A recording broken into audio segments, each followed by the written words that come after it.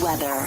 A few flurries and light snow showers going to be possible through our morning hours. After that, rest of the day looks dry, just mostly cloudy and still extremely cold. High of only 8 degrees, feeling as though it's well below zero, so continue to stay safe out there.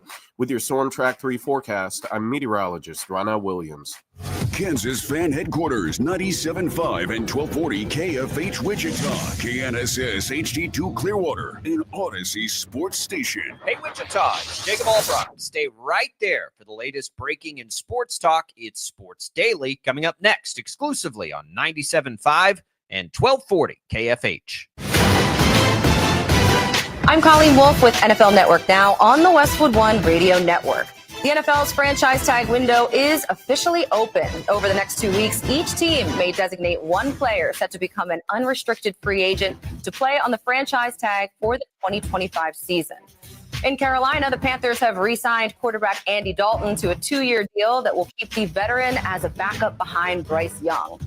University of Miami quarterback Cam Ward is expected to be one of the first players selected in April's draft. But his message to any team that passes on him, quote, "That's your fault. You've got to remember you're the same team that's got to play me for the rest of my career, and I'll remember that." The NFL Combine presented by Microsoft Copilot is just days away. Watch February 27th through March 2nd on NFL Network and streaming on NFL Plus. This has been NFL Network Now on the Westwood One Radio Network.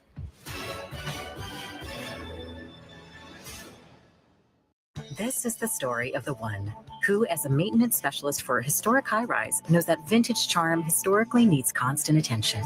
Which is why when it's time to upgrade turn-of-the-century mechanicals, they turn to Grainger. With easy access to 1 million-plus products and the scale to deliver when and where you need them. The right tools and supplies are never far away. So the one can keep that vintage building running like new. Call, click Grainger.com, or just stop by. Grainger, for the ones who get it done. Hi, it's me, your USPS Ground Advantage shipment. Just left the warehouse and hitting the road. I know. Just got the notification. Great. Smooth sailing so far. I'm almost there. Yes, I know. I get all the updates. Made it. Safe and sound. I know. Well, did you know I was with USPS the whole time? Oh, yeah. I know. Keep your business in the know with the USPS Ground Advantage service. Visit USPS.com/in-the-know.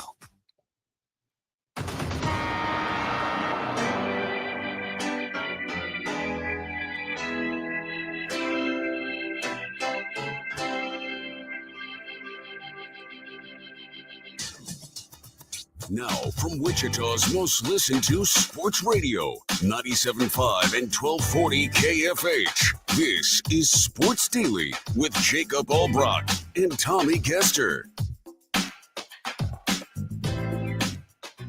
right, welcome in, everybody. It is Sports Daily. It is an interesting day for us here because of a performance last night by Kansas that is leaving fans very concerned about the immediate future, perhaps about the long-term future. We got a lot to get to today as it pertains to the Jayhawks, and we'll do that here for the next few hours. So glad to be here with you. It's Jake Ballbrock and Tommy Castor, Max Power producing. We've got giveaways galore for you today, opportunities to win a cruise, opportunities to get out to Vegas to watch some college basketball, to win a little HTO. So those opportunities will come throughout. So stay tuned for that. Thanks for listening to us on KFH.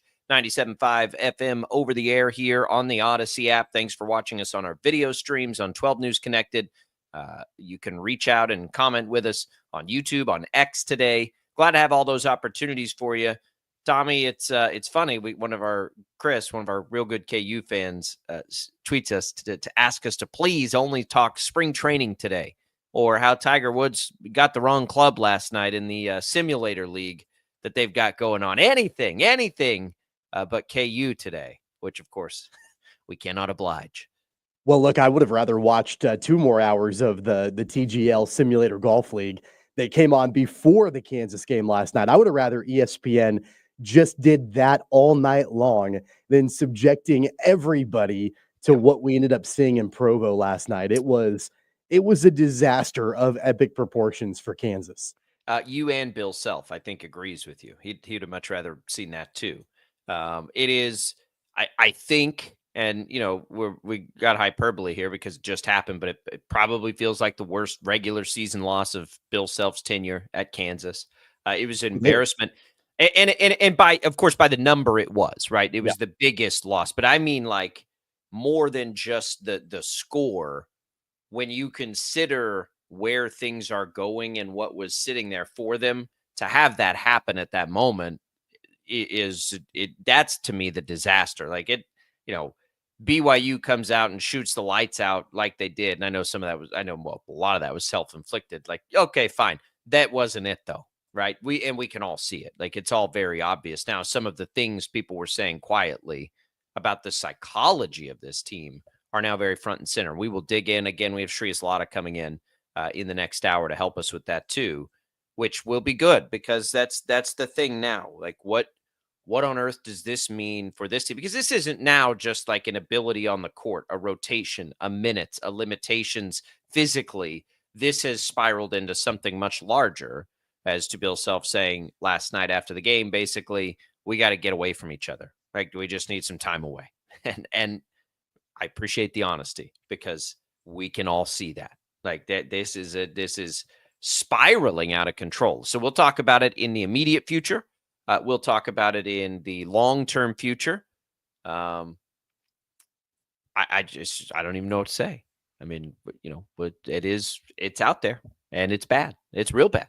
And it probably has to be discussed as a bigger picture thing here, to not just this year. Yeah, I think it does. I mean, I said yesterday on the show, before even this debacle happened last night, that I feel like there are holistically, some major issues from a 30,000-foot view that even, viewing outside of the context of what's exactly happening this season and what the Jayhawks need to do with this team, there are some larger scale major issues. Like, I believe that we are watching in real time, if it's not the end, at least the beginning of the end of the Bill Self tenure at Kansas. I don't think he's going to be doing this for a whole lot longer anyway. But performances like what we saw last night and what we've seen holistically this season and last year, basically ever since they won the national championship, lead me to believe that all that's doing is just speeding up the inevitable. And again, I have no idea. I have no insight, no intel to tell me that this is it for him. It very well could not be it for him. But I do think that when you're in your almost mid 60s, you've won a couple national championships. You look around and you're like, do I really want to keep doing this? Like, do I really want to work and live in this reality in college basketball? It's the same kind of conversation that Coach K had and Roy Williams had and Jay Wright had and Tony Bennett has had recently and Jim Boeheim has had. Like, I think that we're getting closer to that. And I think performances like what we saw last night just sort of speed up the inevitable.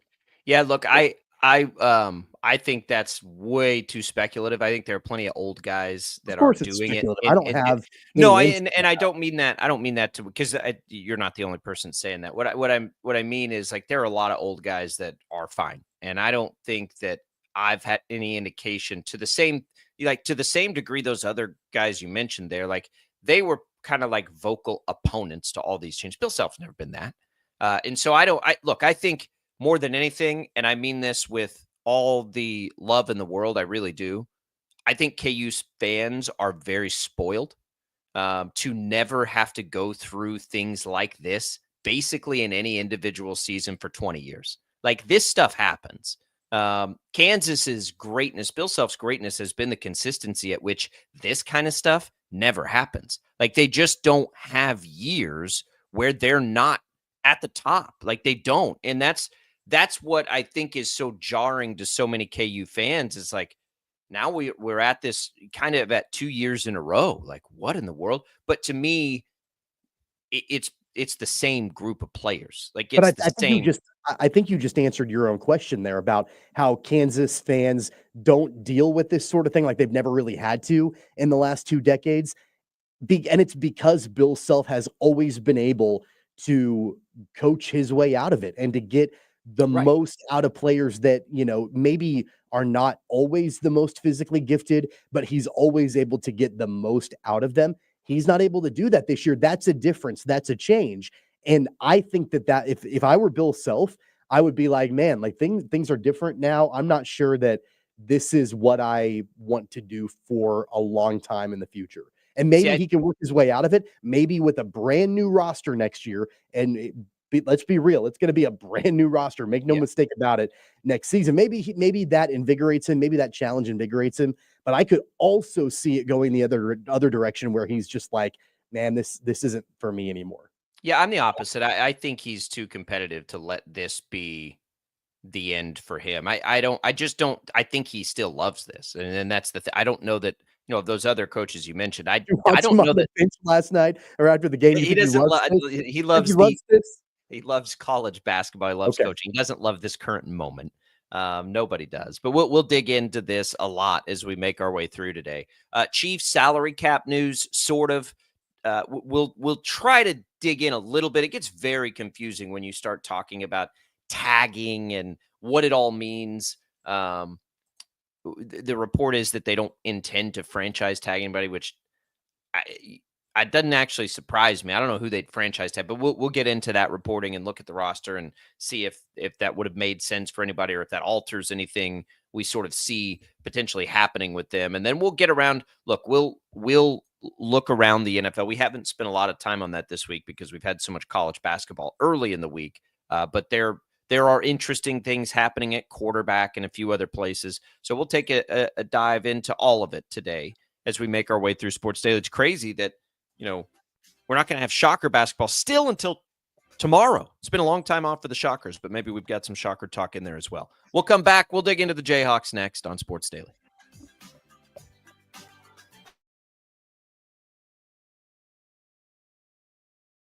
"66 counties, 4 regions, and 1 weather team that you can trust." Find Storm Team 12 every weekday at 5:30 on the KSCW. Whatever the weather and wherever you are, Storm Team 12 is zooming in, going zone by zone to give you a more in-depth look at the forecast and some science behind the storms so you know more.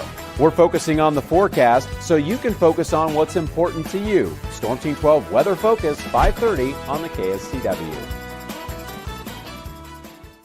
The future of television has arrived. Next Gen TV is here with stunning video, movie theater quality sound, enhanced voice clarity, and interactive features, all upgradable for the future. Learn more at watchnextgentv.com. Sometimes people tell us, I don't get it, it's just tea. But let me tell you, we are so much more than just tea. With 20 plus flavors of sweet and unsweet iced tea, the possibilities are endless. Come on in and try them all for free to find your favorite or get us on the go for your busy lifestyle. And don't miss happy hour every day. So the next time someone tells you it's just tea, tell them to come by and find out why we say drink tea, be happy. Is the canvas of our imagination. They tell a story. Clouds affect the events of your day. Sometimes they growl, sometimes they inspire, but they're always the messengers of nature's mood written in the sky. Storm Team 12 understands the language of clouds. We're dedicated to decoding their message so you know what to expect. Behind every cloud, there is a story waiting to be told. Trust Ross Jansen and Storm Team 12, alerting you first to the impact on your life. When you need help, remember, you're not alone. We are here. We are neighbors. We are together. We are Kansas.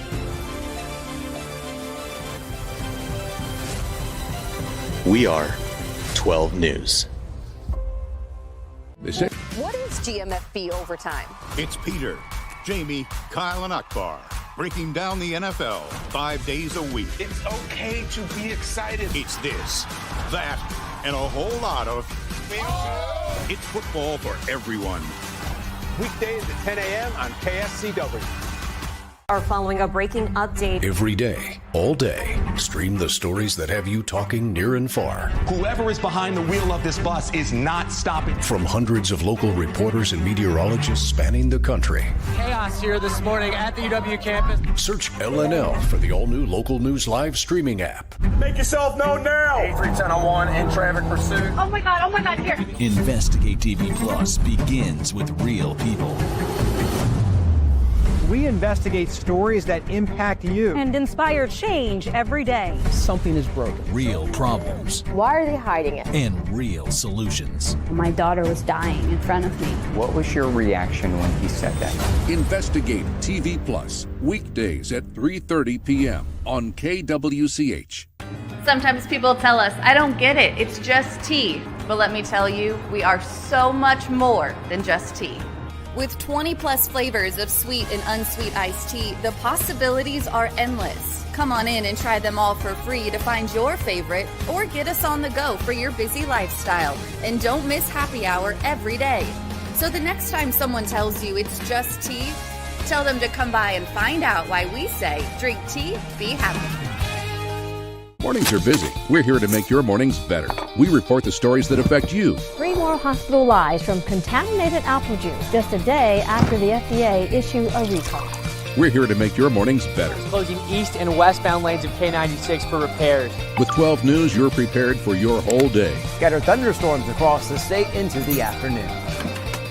Stay a step ahead with 12 News this morning on KWCH and KSCW.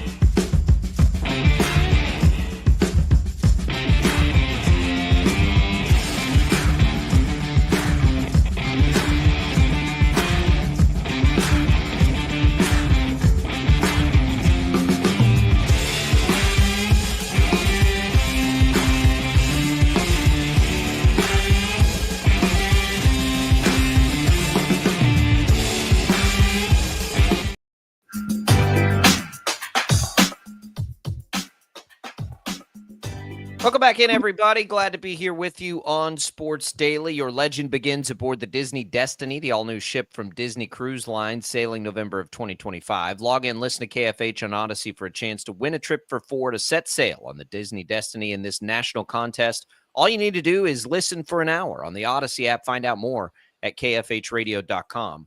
Welcome back, everybody. Tommy, we're talking KU here. A disaster last night. Worst by the numbers loss of Bill Self's career at KU, 91-57 to BYU, a game that spiraled out of control, a game where KU, they gave up, and BYU just shot them out of the gym, and they just, there's so many little things, and we'll dig into all of this too, little things about how that happens, why that happens, the concern of there being any chance at, playing well at any point the rest of the season and whatever that looks like, that all exists too. The X's and O's piece of it. And we'll have Shreyas Laddha help us with that in the next hour. But I think what's on KU fans' mind in the immediate is, what does this look like big picture? I think everybody's really ready to just say, this team's not going to do anything. Okay, fine. We'll get into that too. But it's all about now, what does this look like big picture? So I'm just, I said this before we went to the break, and let me explain, because I don't want people to take it the wrong way. I think KU fans are spoiled in the Bill Self era. I think never having bad seasons, truly bad seasons, is something that's hard to wrap your head around when you haven't had to do it in 2+ decades. But if you go, and I pulled up, I just take the 3 that I kind of put up there in the modern era with Self, and even through Dan Hurley in there. But Roy Williams, Coach K, Tom Izzo, these blue blood coaches and I'm just to make sure I'm looking back and they have all the success, but all of these guys, Roy Williams at North Carolina, even after Kansas, had tons of years with double-digit losses. Mike Krzyzewski went through very brief. Krzyzewski's the hardest to find him in. His is the longest sustaining success and probably the best comparison with his titles and everything.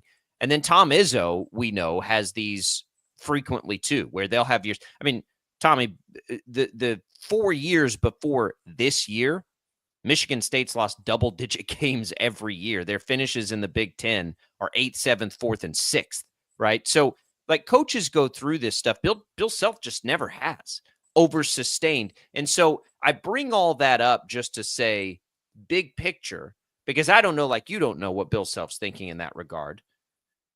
I think right now, for me, it's just more of this particular group is not going to work.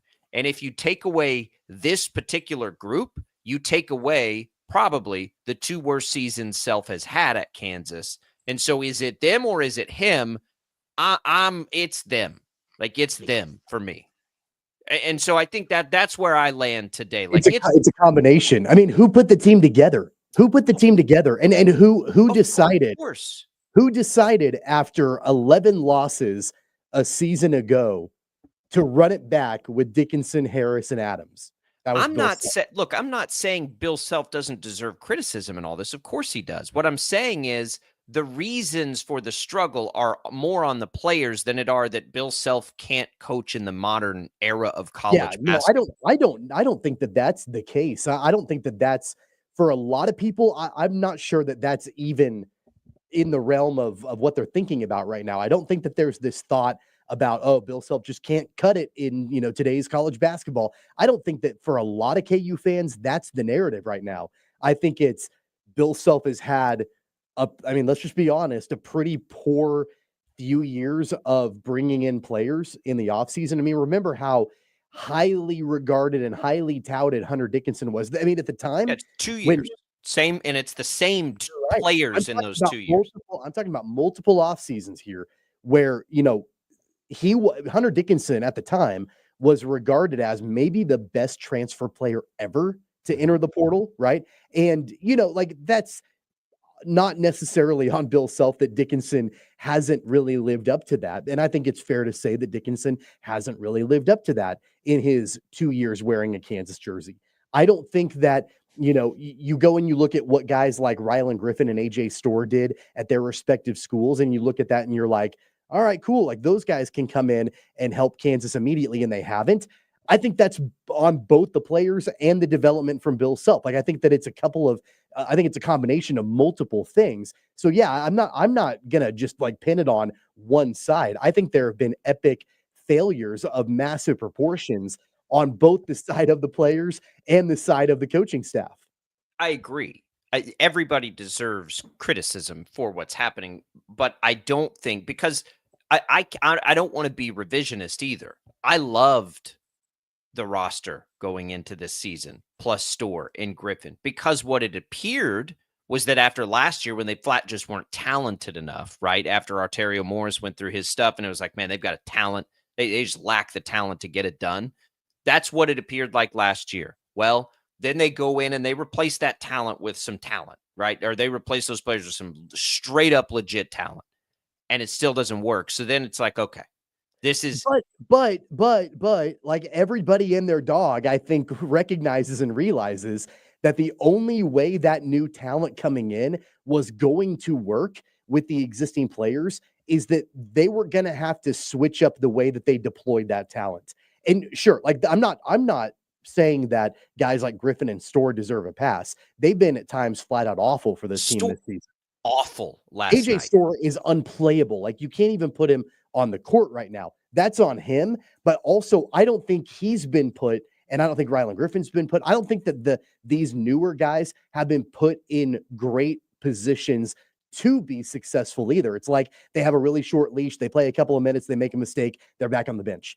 And there are other guys, the big three, that have earned Bill Self's trust over multiple seasons, where they make mistakes as well. DeJuan Harris had a couple of terrible turnovers last night.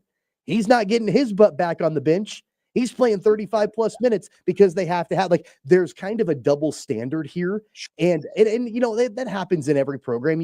Coaches have guys that they trust and guys that are in the doghouse. It happens all the time. But I think it's a combination of both, guys like Griffin and Storr and Shaq Moore and even Zeke Mayo to an extent, that they're not given the leash to be able to be successful. And that's where it becomes psychological, because then when they get on the court, I think that they're so worried and so scared that they're going to screw up that they do screw up, and then they're back on the bench, and all Bill Self is doing is just riding Adams and Harris and Dickinson over and over and over and over and over again. I think that's a huge reason why Flory Badunga went through that lull over a couple of weeks, because he wasn't playing great, but he wasn't given the opportunity to work through it either. He just got his butt right back on the bench. And then you're riding Hunter Dickinson, who can't play 30 plus minutes in a game. I think that it's a combination of multiple things that have snowballed.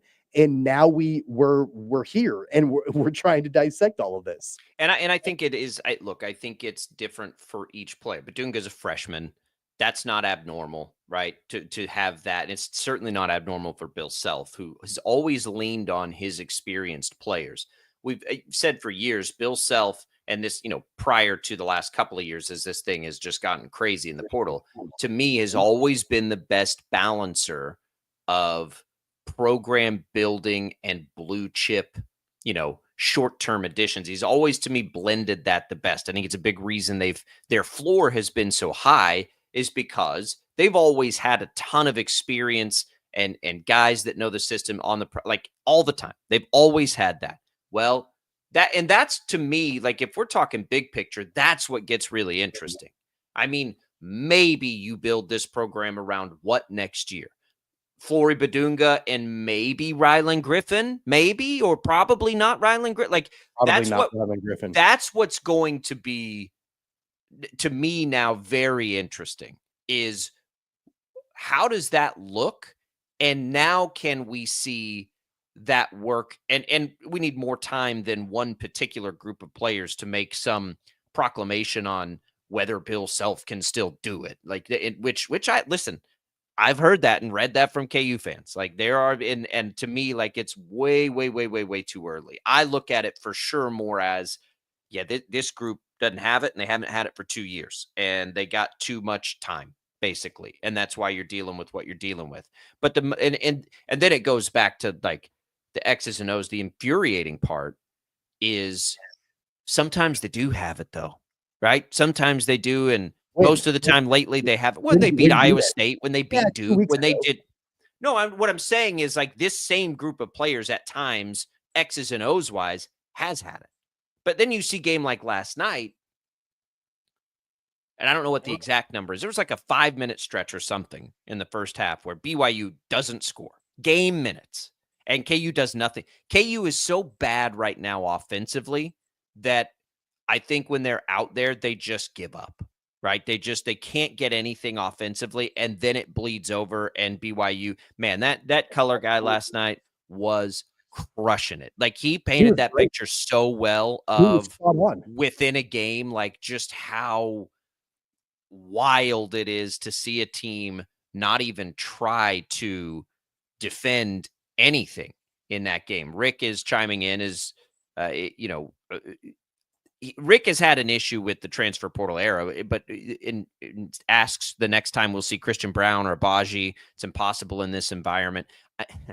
I mean, I would say, Rick, that KJ Adams and DeJuan Harris have been here for a decade. So that they still have that. Now, tell me in the last 2 off seasons or even 3 off seasons, who has Bill Self gotten in the portal that has been a game changer, a difference maker for this team? Because I don't know if they're, I don't know if he has. Dickinson has, he's just not good enough. Right. Okay. So outside of Hunter Dickinson, who was the most prized transfer ever in this era, who have they gotten? Who have they gotten out of the portal? Remy Martin helped them win a national title. I'm talking about in the last 2 off seasons after the national title season, after Remy Martin, because I can't think of anybody. The names that come to mind, they got Nick Timberlake. Did that do anything? They had Zuby Ejiofor. He left. They got, of course, Rylan Griffin and AJ Storr. Those 2 guys haven't done a thing. Elmarco Jackson is on the team. He hasn't given them any. He's been hurt, but he hasn't given them anything. Like, there have not been. Those aren't portal guys, though. Marco Jackson. I'm talking about newcomers that have come into this team one way or the other, whether it's transfers or recruits. I can't think of anybody of note. Yes, Dickinson and Zeke Mayo's averaging 15. Zeke Mayo's averaging 15 points a game this year. Yeah, and they lost by 40 last night. Right, but are we saying that's because Zeke Mayo's been a disaster? No. I guess I don't understand then. They got MJ Rice. Did he do anything for him? Ernest Uday, they brought him in the last couple of seasons. He didn't do anything. Zach Clements was supposed to be this prized guy coming in. He's been awful. Like, I don't know, outside of Hunter Dickinson, that has been like the golden goose. Okay, and Zeke Mayo, two guys in the last 2+ seasons. It hasn't worked. Johnny Furphy was an NBA guy last year. They're not fitting. They're not fitting. I get it. They're not fitting together, but it's not because they're not bringing in enough talented players. They're not bringing in the right talented players. You're right. And this is where I'm still like, if KU was going into these off seasons and not able to bring anybody in, that would be concerning.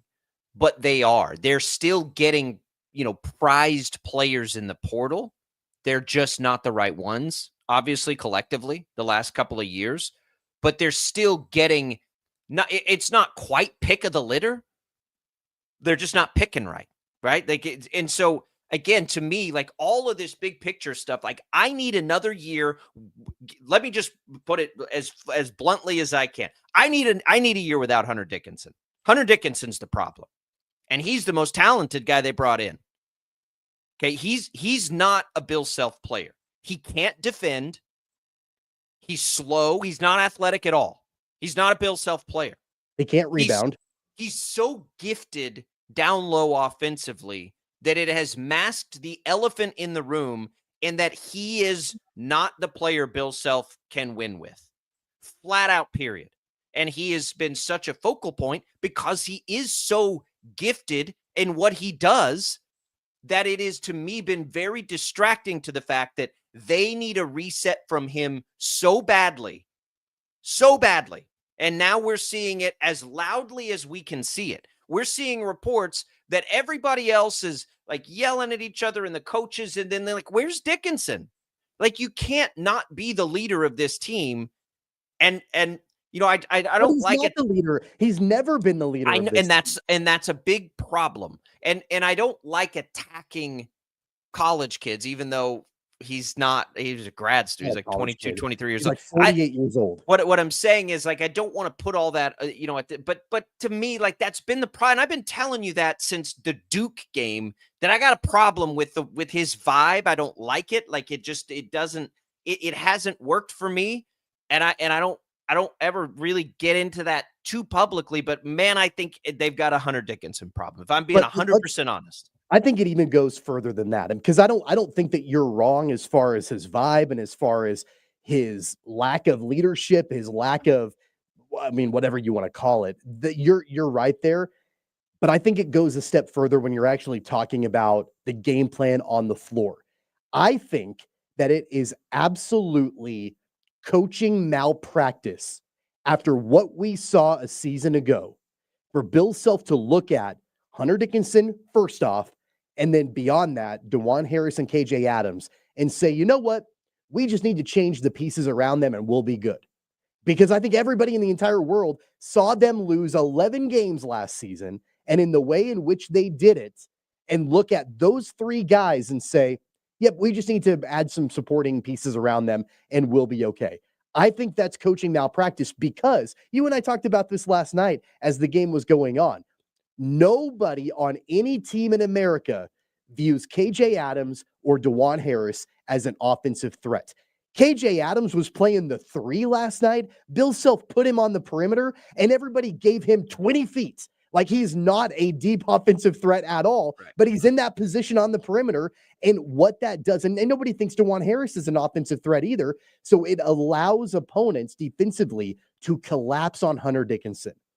And that's not fair to Hunter Dickinson. Like in his defense, that's not fair to him when there is no other threat whatsoever around him. Defenses know that. They know that the only option offensively that the Jayhawks have, I guess they have two options. Number one is to try to send it down to Dickinson. Option number two is to just like wildly flail and throw up insane shots from beyond the arc, which Kansas did, especially in the second half last night. Those are the options.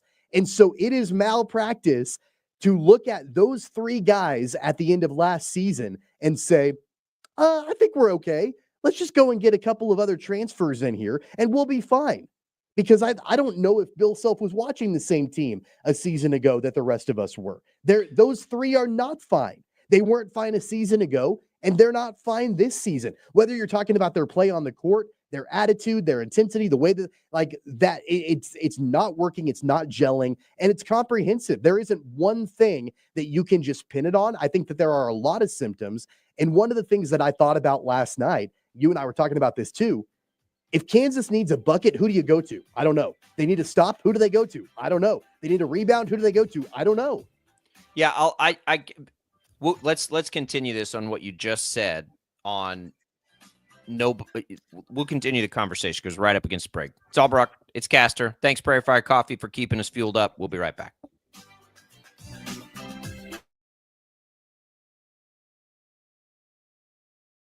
66 counties, 4 regions, and 1 weather team that you can trust. Find Storm Team 12 every weekday at 5:30 on the KSCW. Whatever the weather and wherever you are, Storm Team 12 is zooming in, going zone by zone to give you a more in-depth look at the forecast and some science behind the storms so you know more. We're focusing on the forecast so you can focus on what's important to you. Storm Team 12 Weather Focus, 5:30 on the KSCW. The future of television has arrived. Next Gen TV is here with stunning video, movie theater quality sound, enhanced voice clarity, and interactive features, all upgradable for the future. Learn more at watchnextgentv.com. Sometimes people tell us, I don't get it, it's just tea. But let me tell you, we are so much more than just tea. With 20 plus flavors of sweet and unsweet iced tea, the possibilities are endless. Come on in and try them all for free to find your favorite or get us on the go for your busy lifestyle. And don't miss happy hour every day. So the next time someone tells you it's just tea, tell them to come by and find out why we say drink tea, be happy. It's the canvas of our imagination. They tell a story. Clouds affect the events of your day. Sometimes they growl, sometimes they inspire, but they're always the messengers of nature's mood written in the sky. Storm Team 12 understands the language of clouds. We're dedicated to decoding their message so you know what to expect. Behind every cloud, there is a story waiting to be told. Trust Ross Jansen and Storm Team 12, alerting you first to the impact on your life. When you need help, remember, you're not alone. We are here. We are neighbors. We are together. We are Kansas.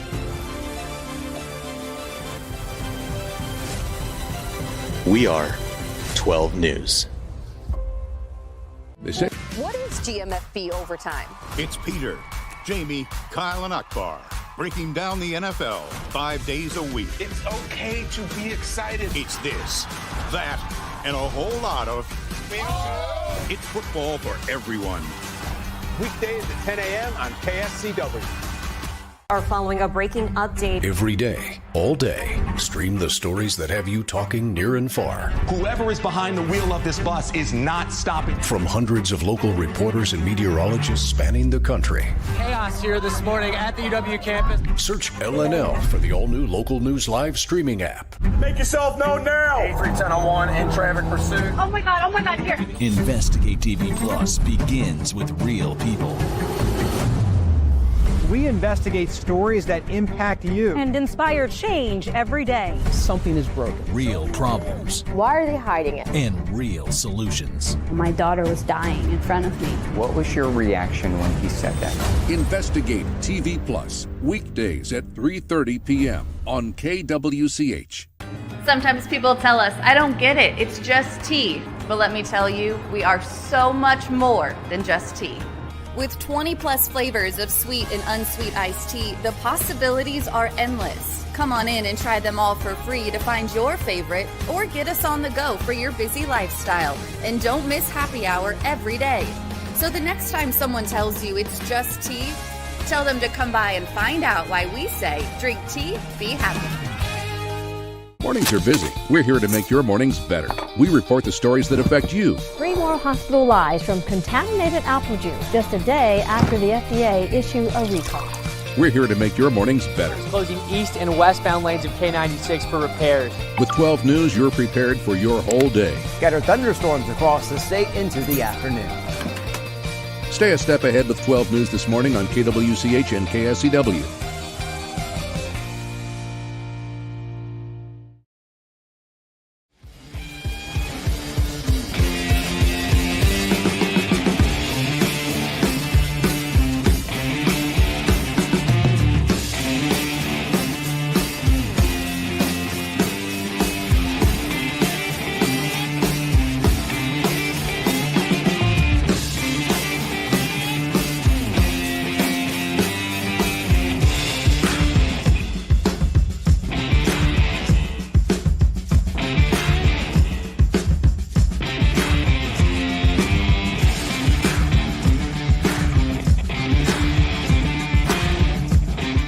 This is Sports Daily on KFH. All right, welcome back in, everybody. Thanks to Crestview Country Club for supporting us here on Sports Daily. Tommy and I both out there. We both invite you to give them a call and check it out. Find out why we've had so much fun out there and enjoy it for our families. Tons of kids activities. We don't talk about that a lot, but they do have a huge kids program. And in the summertime, it's Fast and Furious and the swimming and all the, the golf and the tennis and all that stuff you can do with the kids. But then even this time of year, they have activities down there. They do laser tag events. They do all kinds of stuff to let the parents get a break too. So give Crestview a call if you're a young family, if you're an old family and you want to learn more about it. They've got all kinds of different memberships. We appreciate their support of Sports Daily. All right, we're going to continue to talk KU here. Tommy, you called it coaching malpractice to surround these 3 players with other players and think it's going to work. I don't want to have revisionist history personally. I thought it was going to work this year. I certainly thought their issue last year was they didn't have enough talent around those 3 guys. They didn't have enough offensive firepower. They didn't have enough talent. Well, they went out and they answered all those questions with some players that seemingly on paper fit exactly what last year's team needed. Didn't work. So I don't want to be revisionist though, because I thought it would work. I thought it was a good fit. I thought they should have been preseason number 1, and I thought this team had a chance to win a national championship. Absolutely, before the season, I thought all of those things. So I'm not going to call it malpractice in the offseason because I thought before the season they did a good job. Didn't work. Doesn't happen to be the right group of guys for whatever reason. So again, I don't want to sit here now and pretend like something I thought was going to be so good is not. And DeJuan Harris is okay. I want to counter that because I think it's okay to be revisionist at this point. I think it's okay to go back because look, at the time, remember, I've been doing a lot of retrospective thinking about last season. And all the time that guys like Nick Timberlake were getting piled on, and they didn't have depth and they didn't have, the shooters and things like that. That's where the focus and attention was put. And rightfully so, I think to an extent. There wasn't a whole lot of, at least to my recollection, there wasn't a whole lot of conversation about should we look and see if Dickinson is the issue a year ago. Right. And so I think it's okay, to be revisionist and look back on it and say, man, maybe the focus was at the wrong place. Maybe the focus it was. Yeah, it was. Rather than hey, they don't have the shooters, and like they're leaning on a guy in Nick Timberlake because Arterio Morris is an idiot and couldn't play with the team, and was gone, rightfully so and everything. That all they need to do is just reload at shooter and they'll be okay. And I think that and I'll be the first to admit, like I probably overlooked the fact that on an 11-loss team, Bill Self decided to run back 60% of the starting lineup from an 11-loss team. Right. Like I think we gave the benefit of the doubt because again, to your point, KU fans are spoiled. The program has never been down before, in the last 20 plus years. And so I think there was that benefit of the doubt that had been earned over time. Like, hey, they lost 11 games. They had a lot of deficiencies. Let's run back the majority of the starting lineup and replace the supporting pieces around them, and they should be okay. Turned out to be the wrong decision for sure. And I think that the reason, like I give more grace to it, I think, than you do, is because you're bringing back production, right? You're bringing back the point guard on the team that was the starting point guard for your last national championship team. Like it's easy to look back at it critically now, but at the time, like we weren't looking in the right places. The problem with that 60% of the starting lineup is none of them can shoot, right? Like, and so when these other players that have come in, and by the way, those three really can't defend either. Let's be honest. Well, I mean, they should be a little bit, but yes, they can. They should be. Hunter Dickinson's a different story, but Harris and Adams can defend. They absolutely can defend because we've seen them do it. They're just not right now. But what's crazy about it is, like, we keep focusing on Storr and Griffin, but Zeke Mayo has come in and shot well. Like, done exactly what we thought they needed last year. And it's gotten worse. That puts the glaring focus on, okay, maybe it's not the fact that they don't have shooters. That's exactly right. It's the big three, It is. It totally is. And it's the offensive deficiencies collectively of those three together that is the problem. And from an X's and O's perspective, it is so obviously the problem that they just don't have enough offense there, and now it has bled into everything else that they do.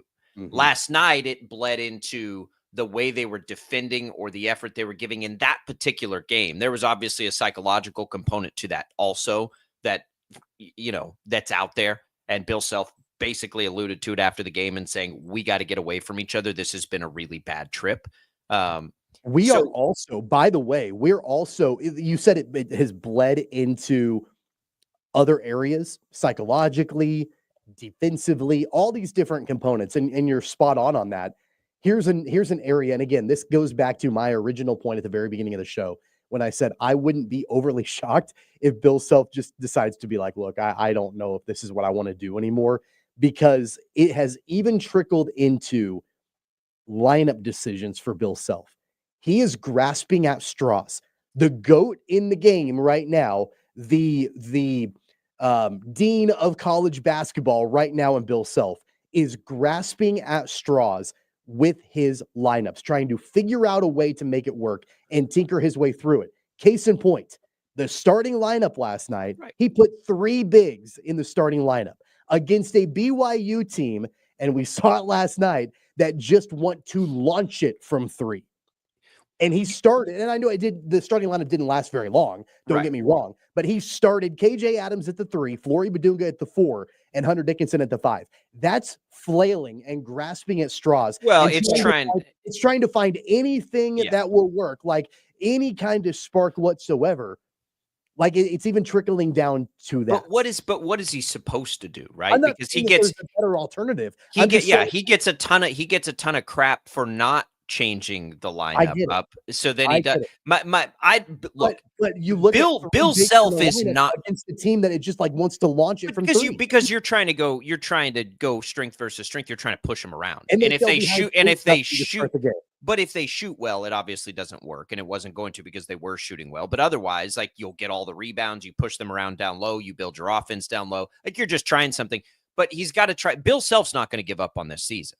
Okay, so like, that's not going to happen. The coaches aren't going to give up on this season. They're going to continue to try to coach this team to the best of their ability to the best place. Their problem now is they have a psychological issue, not just an X's and O's issue. And from an X's and O's perspective, we cannot ignore what they've been able to do at times this season from an X's and O's perspective and some of the big wins that they have. The problem is now you've got a psychological issue, and that is wild. That's even more unpredictable than, an X's and O's perspective. Like, what do you do now that you've potentially lost a locker room, or there is, whether it's division in the locker room or division among the players and coaches or players and players or whatever that is? Now you got to deal with that when you already had a glaring X's and O's thing that you had to try to work through. And so that's why for this season, it's like, I mean, whatever, like who knows? And you know what, like I know I kind of say this tongue in cheek a little bit. I've given you a hard time off air about the amount of time we've talked about KU playing in Wichita for the NCAA tournament. Such a flipping disappointment. You know what? Like, they could do it now at this point. Like, they could be like a 7 seed and make it into Wichita. I almost started the show with that just to mess with you. Like, do you think there's still a chance they could come here? I mean, honestly, I think there's more of a chance today than there was yesterday. What's amazing is over a week's time, how much things can change. Because, by the way, I do think, and we'll talk about it as the tournament gets closer, because it's such a far away thing from what's even attainable for KU.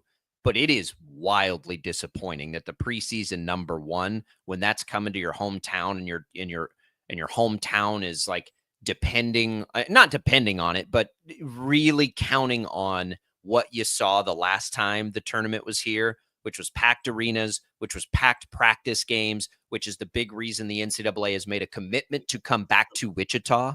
Because let me tell you, as somebody who was in Omaha last year when the weather wasn't perfect, it was not like a hopping environment in what's normally a great host city, because KU wasn't there.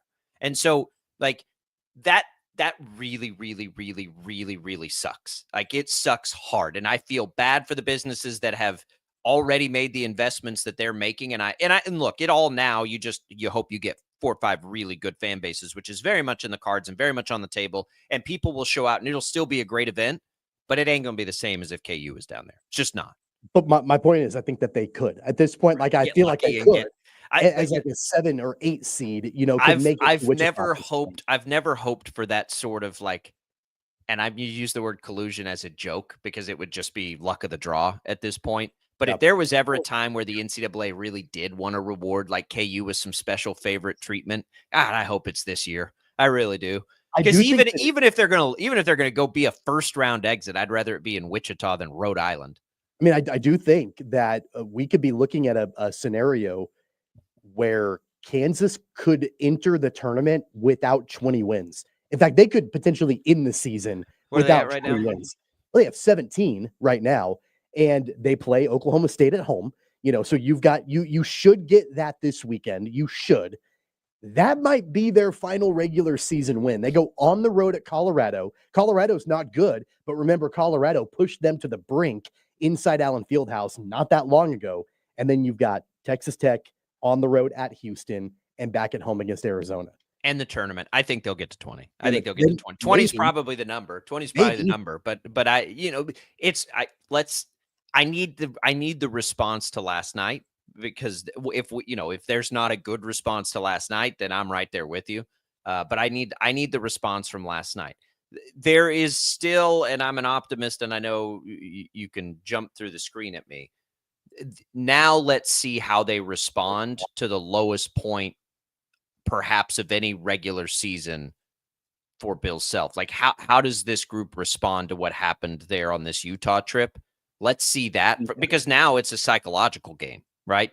Before we even get into the deficiencies of the X's and O's, which is where we were probably a week ago, now it's a psychological game. So how do they respond to it psychologically? Can they galvanize? Can they, similar to K-State, where there was obviously very clear division among players and coaches earlier this season, could they have that sort of spark, that sort of like, oh, okay, moment? I don't know. We've never had to do this before with Bill Self. That's what I mean. When I say spoiled, that's what I mean. Like, we've never had to do this before. In 20 years, Bill Self's never had this kind of a disconnect with players, which is unfathomable for everybody else across the country who's a college basketball fan to even imagine their team ever not having this kind of issue. We saw Wichita State have these kinds of issues in the Greg Marshall era. We've seen K-State. Like, you see it everywhere. You literally see it everywhere but Kansas. Like, it's like the only place where this doesn't happen from time to time. And you get, like, Bill Self has had individual players that sure. you look at and you're like, man, these guys do not get along. But it's like a few, like, I remember Brandon Green is a guy that, like, they didn't get along, and like my favorite soundbite of all time, by the way. Like, those things things a walk-in soundbite happen occasionally, but the rest of the team like rallies around Bill Self. That hasn't happened this season. No, it hasn't. And so will it? Because, at least in the case of DeJuan Harris and KJ Adams, those are dudes that would go to war for Bill Self. So we'll see. It's crazy. We'll talk to Shreyas Laddha about it in the second hour. We'll switch it up a little bit when we come back on Sports Daily. Another hour coming your way right after this. This is 97.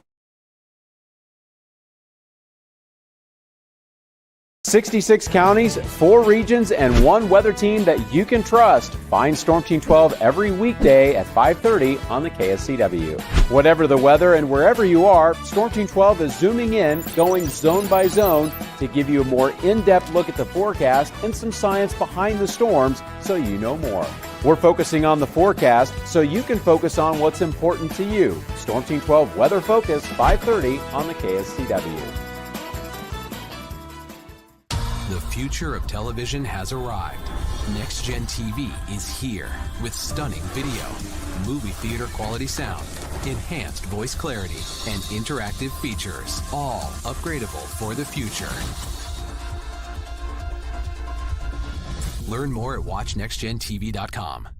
Sometimes people tell us, I don't get it, it's just tea. But let me tell you, we are so much more than just tea. With 20 plus flavors of sweet and unsweet iced tea, the possibilities are endless. Come on in and try them all for free to find your favorite, or get us on the go for your busy lifestyle. And don't miss happy hour every day. So the next time someone tells you it's just tea, tell them to come by and find out why we say, drink tea, be happy. It's the canvas of our imagination. They tell a story. Clouds affect the events of your day. Sometimes they growl, sometimes they inspire, but they're always the messengers of nature's mood written in the sky. Storm Team 12 understands the language of clouds. We're dedicated to decoding their message so you know what to expect. Behind every cloud, there is a story waiting to be told. Trust Ross Jansen and Storm Team 12, alerting you first to the impact on your life. When you need help, remember, you're not alone. We are here. We are neighbors. We are together. We are Kansas.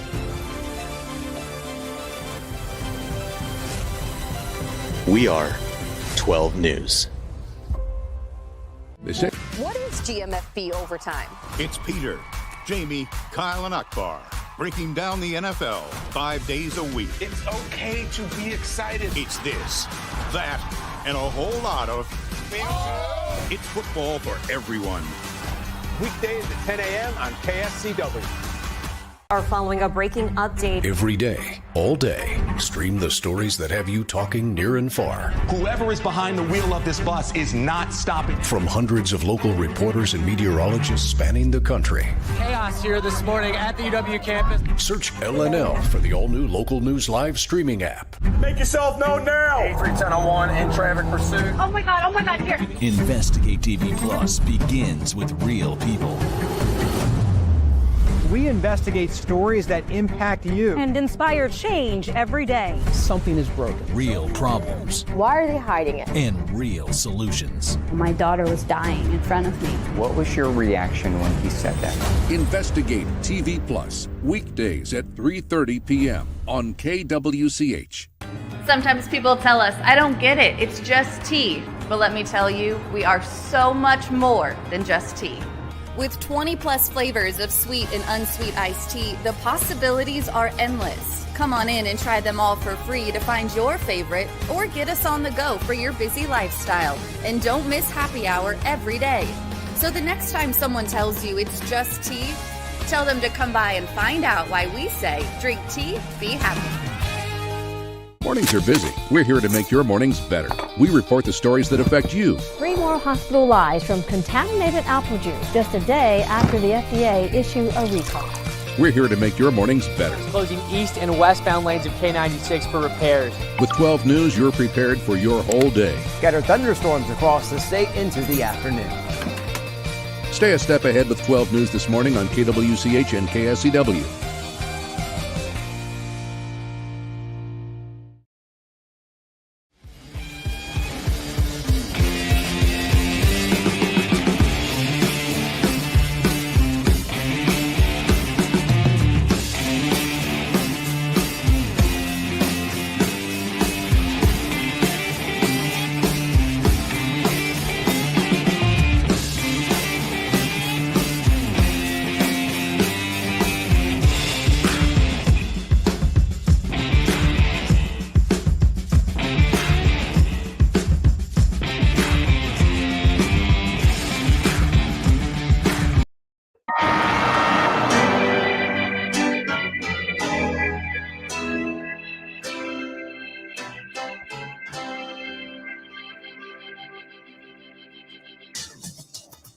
Now, from Wichita's most listened to sports radio, 97.5 and 1240 KFH. This is Sports Daily with Jacob Albrock and Tommy Kester. We'll start this hour off with your chance to win some HTO. You can get a free iced tea right now, good for either West, East Wichita, either one, or in Derby. All you got to do to enter the contest is text the keyword T to the short code 20357. You can enter once per day. Message and data rates apply. Good luck, everybody. More than 26 flavors. So get in there and check them out. Good luck. We begin this hour, Tommy, with more college basketball talk. We'll have Shreyas Laddha in the next segment. We'll have Chiefs talk as well as we get some news sort of with maybe their offseason plan and the salary cap and the franchise tags and all of those things. We'll get to that later in the hour as well. It's interesting. You remember when the state of Kansas had, 3 incredible basketball programs? Boy, this has been a tough couple of years for us, for college basketball lovers, for people who follow and root for all 3 programs, basically. It's been a rough couple of years here. And I really hope the Shockers get on a heater. I really hope K-State wins a couple and re-enters the bubble conversation, because I'm not sure between now and a month from now when the tournament begins, it's going to be a little dicey emotionally. It'll be a little challenging for us here because you've got different for very different reasons, but sort of trouble a brewing for everybody. So we'll see. KU loses just an absolute stinker last night, 91-57. It's hard to even say that out loud on the road to BYU. Trivia question: do you know what the worst loss in school history was? I just told Max this. No, I don't. Okay, so it was 40 points. So they were flirting with that. They were flirting with losing by 40 last night. 40. They lost by 40 points in the year 1900. KU lost to Nebraska. The final score of that game, 48-8. Gross. Gross. That's disgusting. KU right now sits at 15 in the net. They continue to fall there. They are right now tied for 6th place in the Big 12 in a 3-way tie. I mean, like. But by the way, I'm sorry. Max had a great joke. I just, told you that loss back in 1900. He was like, I'm pretty sure Hunter Dickinson was on the team back then. Yeah, that's right. He's a bright-eyed freshman. And probably at Michigan at that point.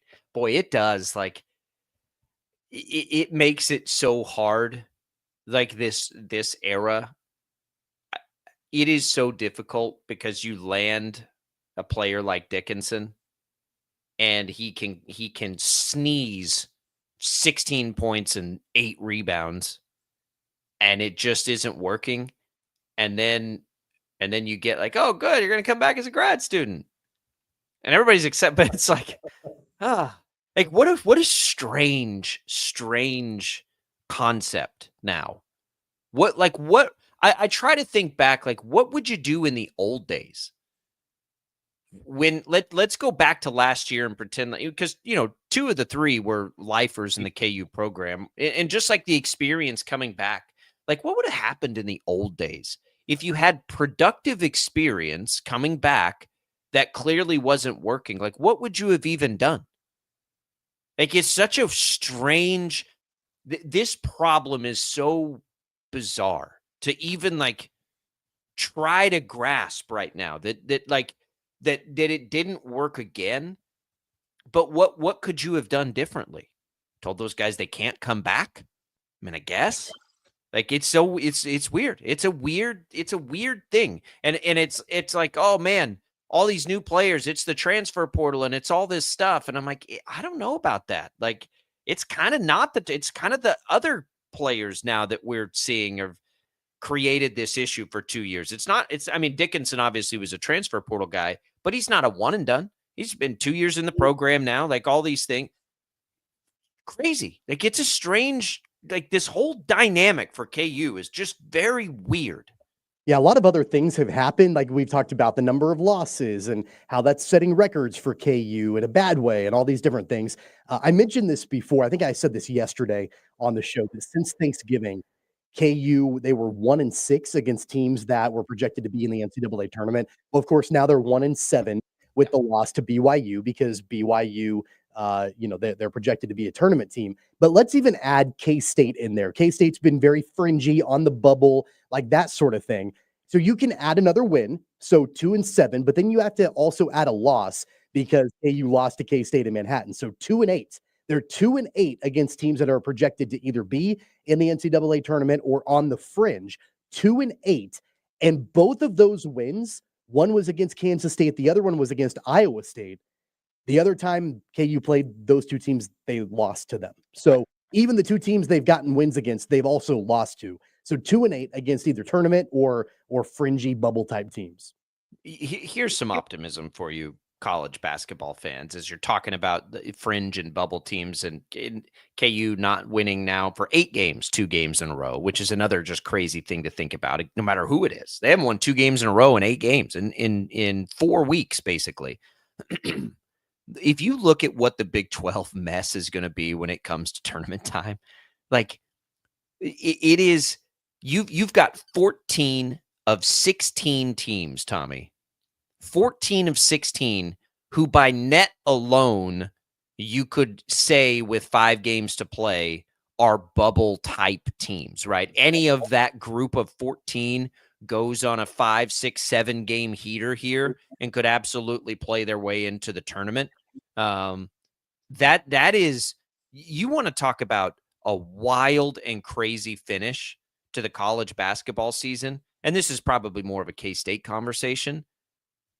If we know in the Big 12 that Houston, Arizona, Iowa State, Texas Tech, maybe BYU just played themselves in, but I don't know that they're totally locked in yet. But Houston, Arizona, Iowa State, Texas Tech, and Kansas certainly are. Is Kansas locked in? Let's be honest. Like, are they actually locked in? Outside of losing every single game that they play the rest of the way, yes, they are. They're 15 in the net. I get, but let's just say they win Saturday at home against Oklahoma State. They go on the road at Colorado. They win. Then they lose their final 3 against top 25 teams. What is that? Yes. That puts them at 19-12 going into the Big 12 tournament. Let's say they get bounced in the first game, just hypothetically. 19-13. Yes, they'd be in. They're a lock at that point, you think? I think they are. Yes, I absolutely think they are, because they have so many quality wins and they're so high in the net, they're not going to get kept out of the tournament. So they're as close to a lock as you can be. So those will get in. So after those 5, right, then you've got a collection of 9 teams, all within basically the top 75. They're all 9 teams within the top 75 of the net. once you get into that, 70s, that's where you get your outlier teams that have made it. There haven't been very many, but there have been a couple. And then you can look at it as, okay, well, if it's in the 70s in the net, because Rutgers made that recently, okay, how many losses is it? We've seen teams a number of times over the years get in with 15 losses, I believe is the number there. Like that is all within range for all 9 of those teams to get on a heater. And I don't think the Big 12's only going to send 6 teams to the tournament. So, and real quick, Rick asked his net computer watching them about KU. Doesn't matter, Rick, because the games that they played at the beginning of the season and the games that they play at the end of the season are weighted the exact same. So you have a win against Duke that is weighted the same as a road loss to BYU by 30-something points. Doesn't matter when they played them. So when you look at their overall resume, that win against Duke, that win against Michigan State, like all that stuff, that matters just as much as what's going wrong for them late in the season. So it doesn't matter. But anyway, that is like, imagine what this little stretch run's going to be like here. And if you're a K-State fan, it's the thing you're clinging on to. Like, I think at least one team's going to make it, if not 2. And there's 9 of them in the mix here. All of these games are like bubbly type games. That's pretty cool. That's pretty wild in this new Big 12. It's wild. I don't know if I would call it cool. It's not as top heavy. It's not as top heavy as we thought it would be, but it at least opens the door to a lot of programs here down the stretch, right? It opens the realm of possibilities for teams. I think it's more than we thought. It's more likely that we end up having 6 or 7 Big 12 teams in the NCAA tournament than what we saw a couple of years ago, like when Texas and OU, they were in the Big 12, and we were talking about 10, 11 teams in the Big 12 in the NCAA. That's not going to happen. We're gonna see. My gut tells me we're probably going to end up with like 6. Well, 6 means none of those teams get in. Yeah. I guess one would get in. I think maybe one would probably find their way in. I guess you get I think it'll be 7, and I think there's probably like a 50-50 chance it's 7 or 8 would be my guess at it right now. And I think it's good for the conference to some degree. It's not as top heavy as we thought. Like, the league is not as top heavy as we thought it would be. It is top heavy with Houston, and like that's probably it. I mean, in reality, and then probably outside of Houston, has any team lived up to its expectation this year? I would still put Iowa State there. I know they went through a little bit of a lull. I mean, 21-5. You probably would have taken that if you were Iowa State. They're a really good team. Maybe Texas Tech. They had a couple of stumbles. Texas Tech, I would put up there as well. Yeah. Although Texas Tech just got upset by TCU. Yeah, but I guess as up against their own expectation, probably they would take that. Shreyas Laddha joins us next. He's going to help us with this KU stuff. Come right back.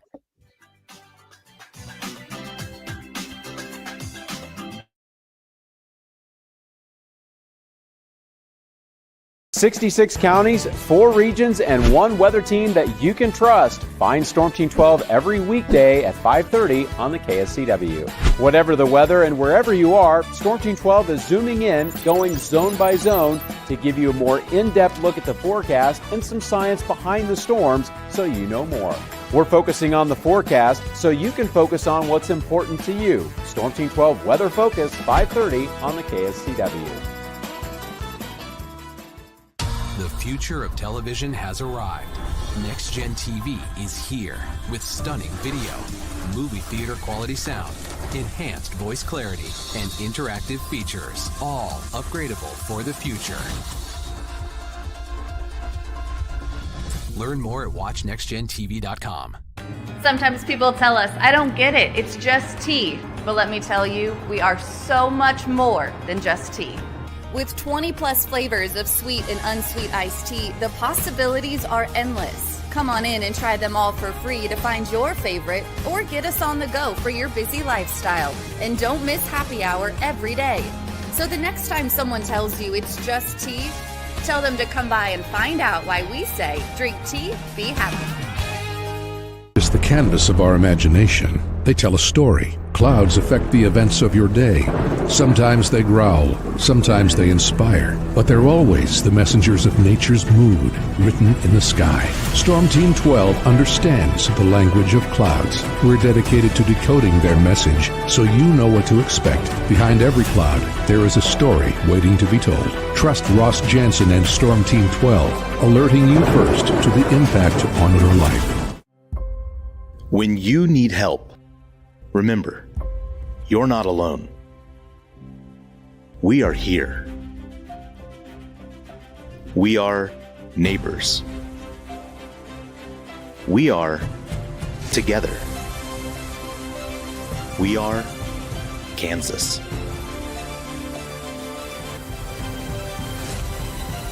We are 12 News. What is GMFB overtime?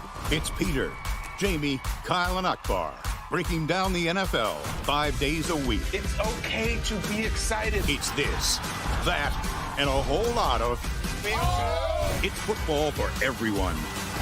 Weekdays at 10 a.m. on KSCW.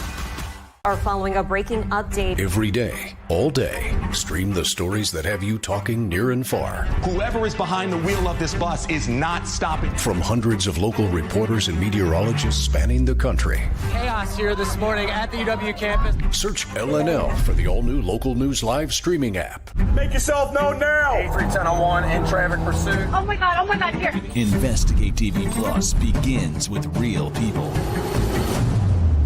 We investigate stories that impact you and inspire change every day. Something is broken. Real problems. Why are they hiding it? And real solutions. My daughter was dying in front of me. What was your reaction when he said that? Investigate TV Plus, weekdays at 3:30 p.m. on KWCH. Sometimes people tell us, I don't get it, it's just tea. But let me tell you, we are so much more than just tea. With 20 plus flavors of sweet and unsweet iced tea, the possibilities are endless. Come on in and try them all for free to find your favorite or get us on the go for your busy lifestyle. And don't miss happy hour every day. So the next time someone tells you it's just tea, tell them to come by and find out why we say drink tea, be happy. Mornings are busy. We're here to make your mornings better. We report the stories that affect you. 3 more hospitalized from contaminated apple juice just a day after the FDA issue a recall. We're here to make your mornings better. Closing east and westbound lanes of K96 for repairs. With 12 News, you're prepared for your whole day. Scattered thunderstorms across the state into the afternoon. Stay a step ahead with 12 News this morning on KWCH and KSCW.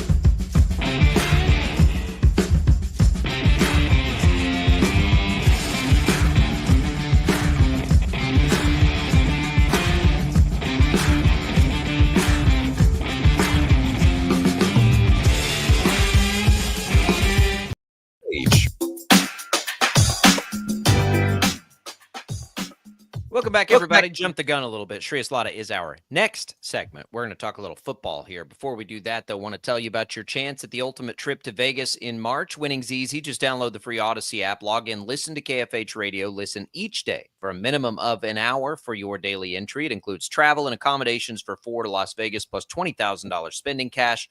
Get all the info with this national contest right there at kfhradio.com. Stay at the Circa Resort and Casino, Las Vegas's premium sports viewing destination, and visit the biggest March Hoops party at Stadium Swim. Glad to be back with you. We're going to pivot away from college hoops a bit here and talk some Chiefs football.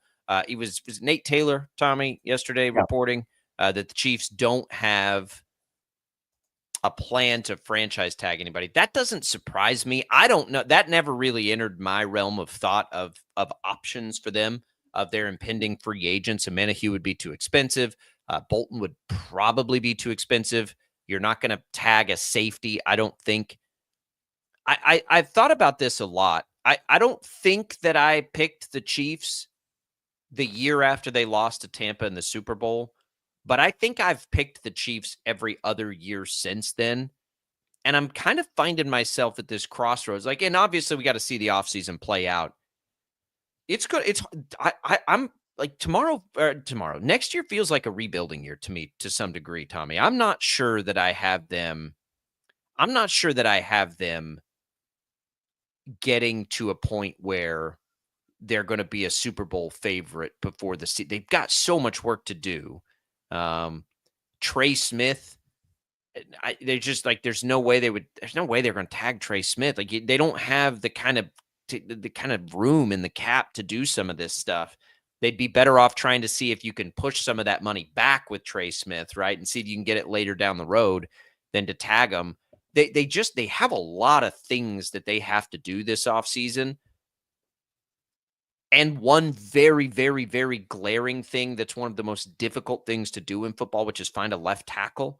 I don't know. It feels like next year may have to be a little bit of a reset year. And that'll depend on Travis Kelce and what he decides to do and all of those things. But man, it's beginning to look pretty daunting.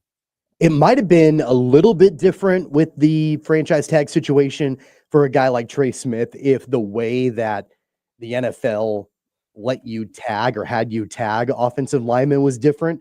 Because remember, they group all the offensive line together to get the value in which you have to tag somebody on the line. They don't break it out by tackles and then guards. It's everybody. It's just the average of everybody.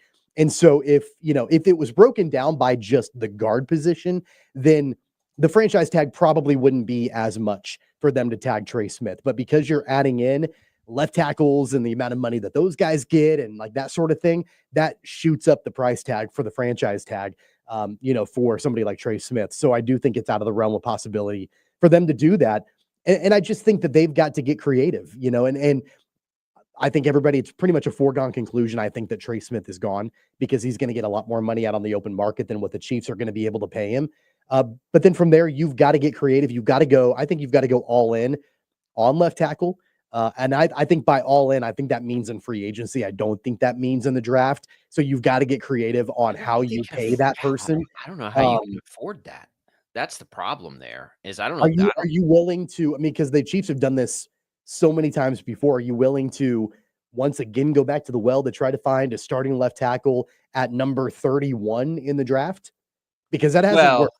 No, I mean, I think that's one of the problems, by the way, that I foresee next year is they won't be likely in a good draft position. They're not picking high enough, I don't think. Unless they were to sell out their draft to move up. But I don't think they can afford to do that either because they're going to have way too many other places they have to rely on the draft to fill some of these spots. And so, I mean, I suppose there could be some sort of restructuring from Jones and Mahomes and Kelce if he comes back that would allow you a little more financial wiggle room to attack it in free agency. But they don't have the money to go get Ronnie Stanley if that's the guy that you want. Like, they don't have it anyway. So there's already that component, which is one of the reasons, like, it feels a little rebuilding. It feels like a rebuilding year because if you just stood pat and drafted all your players, they'll probably have to swing again in the first couple of rounds at left tackle and hope for the best. But they're also going to have to potentially do that now for an interior lineman and probably at least a pass rusher and a secondary player. Those are things they have to do, assuming they let Reed walk. I think Bolton is the most likely to come back. But then if he doesn't, now you got to go. You know what I mean? Like there's too many things they have to attack to just easily do any of them. Don't count this out as a possibility. And I want a disclaimer here. Want to point out, I don't think this is the right decision, but if they do it, I wouldn't be overly shocked because I do think it could be on the table. They could approach Jawan Taylor and say, Jawan, we're paying you like a left tackle. We need you to play left tackle next season. And we're going to go draft a first rounder. We're going to try to, that may not be I'm just telling you, It may not be a permanent thing for you to play left tackle, but we need to put you in that position. You've got an entire offseason to get ready for it. We're going to put you in there. We're going to draft a left tackle early in the hopes that they can succeed you. Because one thing to keep in mind, they've got both Wanye Morris and Kingsley Suamataia, who, while neither one of them were good this last year, they might be a little bit more serviceable on the right side of the line as opposed to the left side of the line. Again, I'm not suggesting that's the right decision. But they've got a lot of money. They've got a lot of money tied up in Jawan Taylor right now to play a position that is not impactful, not as impactful as on the left side of the line. If you gave me the option of go draft another left tackle at 31 or play Jawan Taylor at left tackle, I'll take my chances in the draft. I'm not a Jawan Taylor guy. Like, he can barely handle right tackle. I'm not putting him at left tackle. They're paying him like a left tackle. That's absolutely a mistake. But I'm not. But there's no chance I put Patrick Mahomes' blindside in the hands of Jawan Taylor. Would you rather put his blindside in the hands of Suamataia? Would I rather? No, I'd rather have it. That's what I'm saying. If that's my option, I would start with a fresh start at left tackle through the draft, or even if that's not the option. If it's continued development of one of those two guys versus Jawan Taylor, that can't be an option. That can't be an option. Let's be clear. So let's just get the draft out of like the conversation for a second. Let's say they don't do that. Let's say they don't have the money to go get anybody in free agency, and your choice is to start week 1 at left tackle, Jawan Taylor, Wanye Morris, Kingsley Suamataia. It's not going to be the option, so I don't like the exercise. I'm asking the question. Like, I think that could be on the table. I don't know. I honestly don't know. It's not. I mean, it's not going to be on the table, so I don't know how to answer it. I mean, it won't be. Those won't be the only 3 options, and if they are, it will be a colossal failure. I would rather have a first-round rookie than any of those guys. Let's start there. I'd rather have a second-round rookie than any of those guys. That's where I'll go. Or give me Joe Tooney back out there and just roll the dice that way. Like, Jawan Taylor to left tackle to me is a non-option because he can barely handle right tackle. He'd be an absolute liability out there. And now you've got 2 liabilities, like even more than you had this past year, because now one of those other guys has to go play right tackle where all the best pass rushers come off the edge, that left edge. So no way. They've got to address it a different way. And it's going to be the draft, I think. It's how aggressive. The problem for me isn't that. I think it's going to be in the draft because I don't think they can afford a free agent. I suppose they could make a trade. Like, there could be a tackle out there. They've done that several times. They did it with Orlando Brown. They did it with Jawan Taylor. I mean, that would be another option for a good, not quite free agent player that's on a team that would be willing to give up that asset. I suppose that we should consider that option because the Chiefs have done it twice. Hadn't worked out but it worked out in the short term with Orlando Brown. Like, Orlando Brown was significantly better than anything else they've run out there lately, right? So that's another option, I suppose.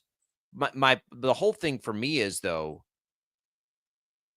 the best option is to move up in the draft and finally get a high pedigree tackle, one of those guys who the chance for failure is very low, right? What are you willing to give up to move up? I think that's the question. That's where this all starts for me.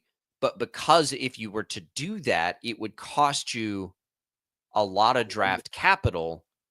They have so many other holes to fill. Now, would I be willing to do that? I sure would.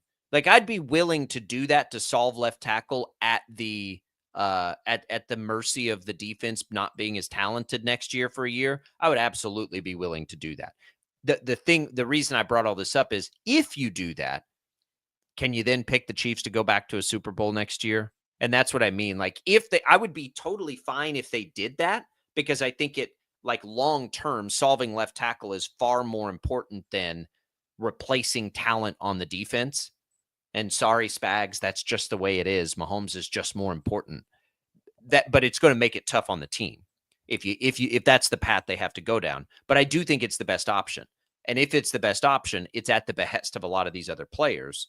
And so it's going to be a challenge next year. And what would I be willing to give up? If you could guarantee me that I was getting that dude, I'd give up anything. Because I think this problem has been there too long.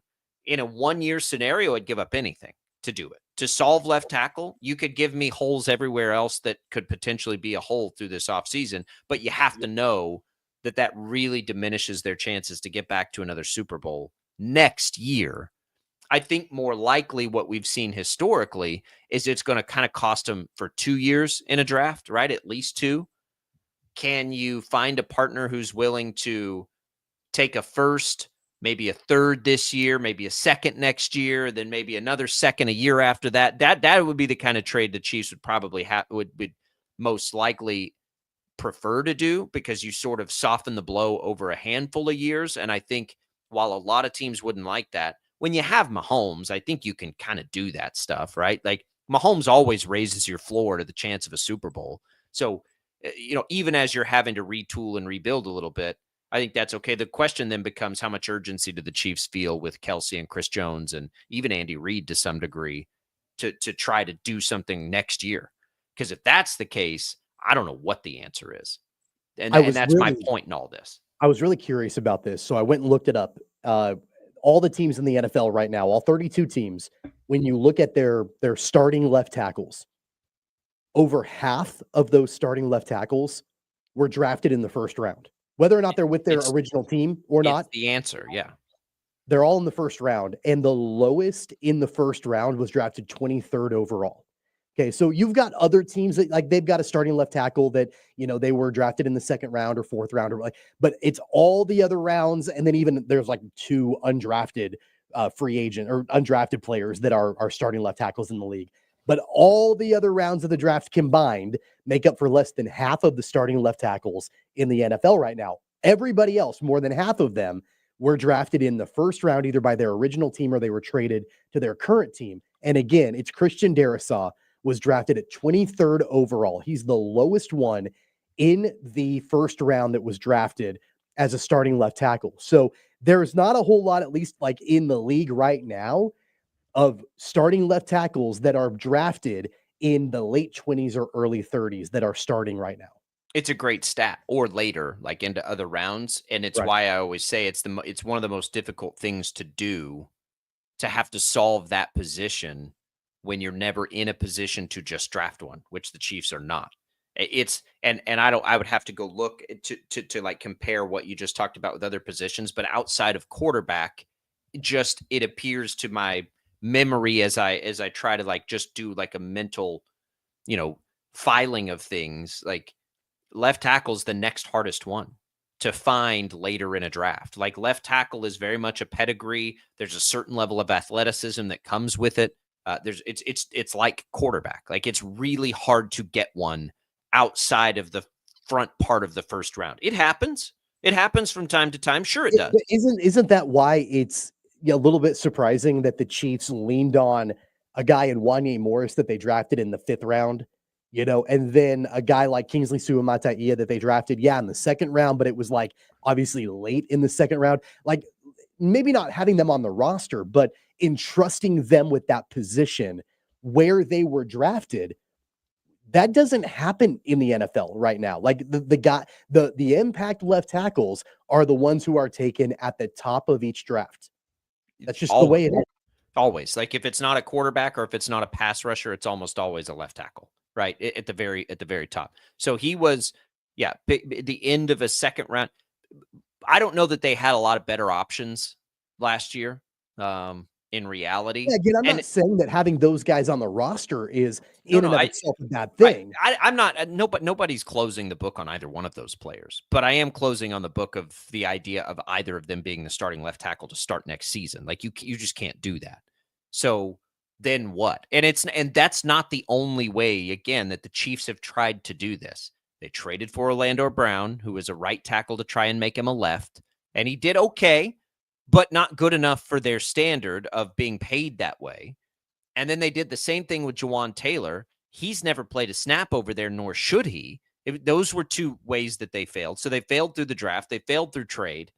that's why I say, like, to me, the only path, because I don't think they have the money to just go pay one, is to move way up in the draft. And if you do that, and they have the other losses to the roster through free agency that it appears they will have, you're going to have a lot of holes on the roster this year and not the draft capital to fill them. That this is where I'm coming to, like, right now. And I'm going to look, the Chiefs are magicians in every offseason. So I'm not saying, like, I'm not picking the Chiefs to win the Super Bowl next year. Go, like, no, what I'm saying is the path for that is far less clear to me right now than it has been in some other years. Like, they're probably going to have too many needs, with that one glaring need requiring them to do the thing that won't let them fill the needs of the other spots, which is trade a bunch of draft capital to just move up, take a high pedigree guy, and be done with it for the next 5 years. I think for me, again, it goes back to the performance in the Super Bowl, because if you remember, you mentioned the Orlando Brown signing. If you remember, they were aggressive to try to go get left tackle taken care of after the showing against Tom Brady and the Buccaneers. They were exposed in that game. They kind of sold out to go get Orlando Brown. I think the same thing will probably happen again. Now, it might look a different way. They might have to trade up in the draft, like whatever. But again, whether or not they actually are able to restructure contracts and get enough cap room to go and sign a high impact free agent left tackle, I don't know if that's as likely. But if they do that, or if they trade up to, I don't know, maybe pick 15 and above to go and try to get their left tackle in the future, I think they'll sell out one way or another to go and do that. If they don't, this is where I will be then critical of the Chiefs and Brett Veach in this offseason, is if they don't make a move in the draft and they draft a left tackle at 31 overall, when history shows that usually those guys are not impactful. If they just go ahead and draft a left tackle there at 31, and then they make no other move in free agency, to me, that's going to feel a whole heck of a lot like what they did last season with Suamata'i, and it didn't work.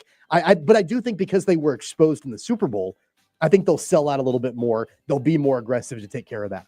I'd be critical too, with the open mind to be wrong if they get the player right, of course. The other problem, real quick on this with the draft, to wrap it up, you don't know who's going to be there. So do you make the move now, or do you have to make it on draft day? Because your free agency period is basically going to be done by then. We'll talk a lot more about this over the coming weeks leading up to it. We'll come back. Shreyas Laddha joins us next on Sports Daily.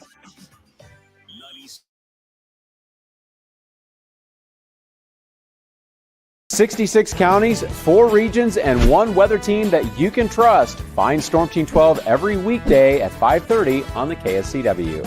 Whatever the weather and wherever you are, Storm Team 12 is zooming in, going zone by zone to give you a more in-depth look at the forecast and some science behind the storms so you know more.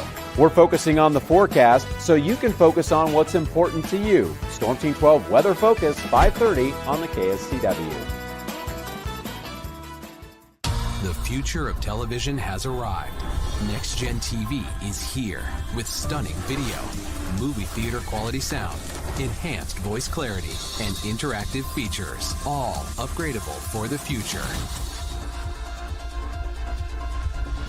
Learn more at watchnextgentv.com. Sometimes people tell us, I don't get it, it's just tea. But let me tell you, we are so much more than just tea. With 20-plus flavors of sweet and unsweet iced tea, the possibilities are endless. Come on in and try them all for free to find your favorite, or get us on the go for your busy lifestyle. And don't miss happy hour every day. So the next time someone tells you it's just tea, tell them to come by and find out why we say, drink tea, be happy. It's the canvas of our imagination. They tell a story. Clouds affect the events of your day. Sometimes they growl, sometimes they inspire, but they're always the messengers of nature's mood, written in the sky. Storm Team 12 understands the language of clouds. We're dedicated to decoding their message so you know what to expect. Behind every cloud, there is a story waiting to be told. Trust Ross Jansen and Storm Team 12, alerting you first to the impact on your life. When you need help, remember, you're not alone. We are here. We are neighbors. We are together. We are Kansas.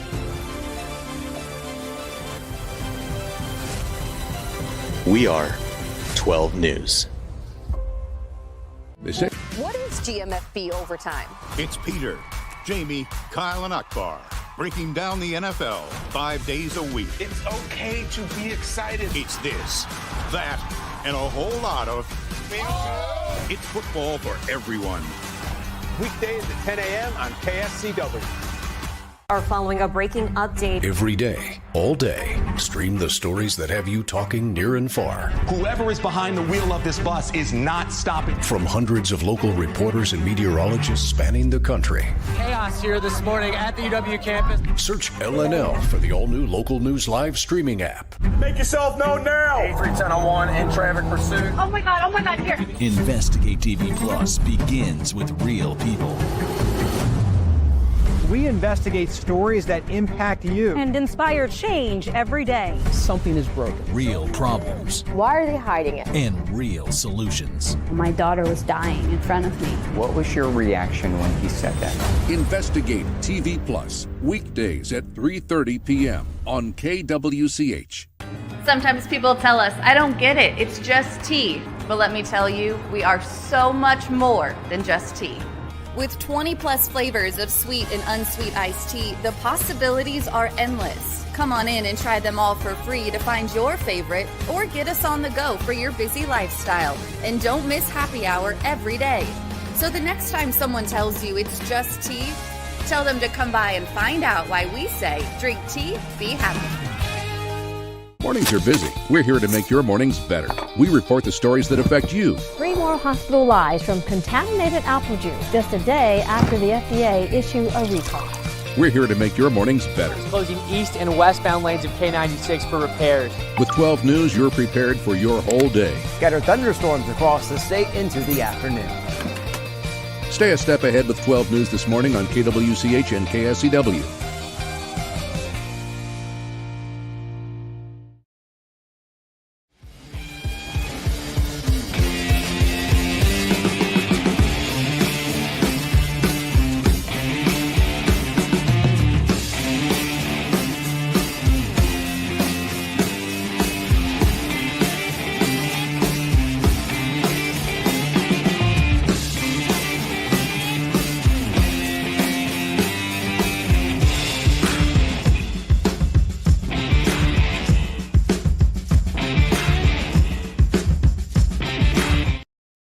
Let's do this thing. Go! Sports Daily is on KFH. And now, digging deeper with the teams you follow, it's another Sports Daily Insider interview on KFH. Shreyas, what did you do? What have you done? I'm telling you, it's a day here on Sports Daily. Shreyas Laddha joining us, KU beat reporter for the KC Star. You can follow him at SHRE98. Find all his work. What the hell was that last night? A disaster, much like what the season's been so far for KU basketball. Came in preseason ranked number 1. I don't think they've looked the part since mid-November against Iowa State. Maybe I haven't seen them look the part in extended games. And the worst part about it is like, it's the stuff I've written and talked about since mid-December. And now they've just piled on and had even more issues. They can't get to the free throw line. They don't make enough threes. They don't take enough threes. They have clear roster construction issues. I'm tired of hearing about, we've talked about it. We've done this. We've done that. Bill Self talked about it before the game, how, they've done enough talk. Okay, then they lose by 34. Maybe they should just stop talking, period. Like, there's nothing to do at this point. That was one of the most embarrassing displays of basketball I've ever seen for a team as talented as Kansas is. It's one thing to lose. It's another thing to never be in a game. And it's a third thing to do it with the oldest team in NCAA right now and look like you just learned how to play basketball last week. What sums it up for me, Shreyas, I think, is that throughout the game last night, and it wasn't just the BYU game. It's been this way for quite a while now. I think everything was exposed and put on full display last night for sure. But I'm going through my mind and I'm thinking, okay, if Kansas needs to make a shot, who do they go to? I don't know. If Kansas needs to make a stop, who do they go to? I don't know. If they need to get a rebound, who do they go to? I don't know. And I think that encapsulates everything. There's nothing at all consistent that you can lean on whatsoever with this team. No, 100%. And, this is the issue. I mean, this is one of the many issues this team has is, the guys that are supposed to be the guys.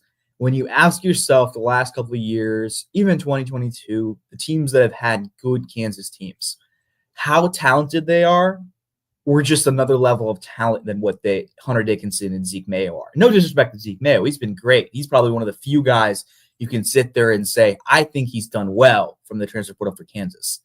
But Hunter Dickinson is not Jalen Wilson. He's not Grady Dick. He's not Ochai Agbaji. He's not Christian Braun. He's not a lot of these guys.